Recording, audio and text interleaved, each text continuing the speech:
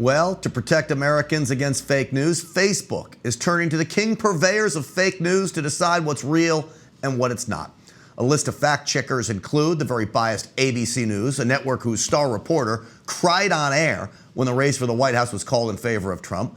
Facebook will also rely on the Associated Press and PolitiFact, all organizations that are steeped in bias against guns and other conservative causes.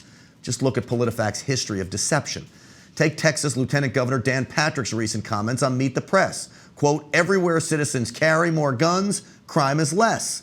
PolitiFact ranked that statement mostly false. We know that statement is true. We have the facts to back it up. When Connecticut Democratic Senator Chris Murphy said 90% of Americans want background checks expanded, PolitiFact ranked that statement true as well, when we know it is false.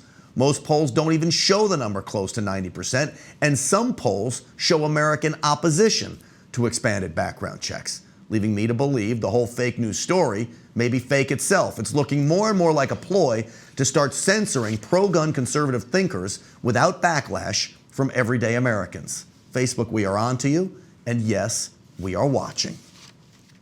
As Hollywood elitists come out on a daily basis and bash guns, gun manufacturers may be having the last laugh. It turns out, thanks to a study by the Hollywood Reporter magazine, the average number of guns used in movies over the past decade is up 51%. Manufacturers say it's the best advertising they could ask for. Some say their guns are used so often in movies, they don't need to advertise.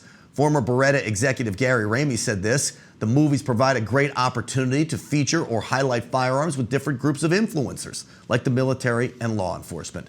That's how we focus our efforts," he said.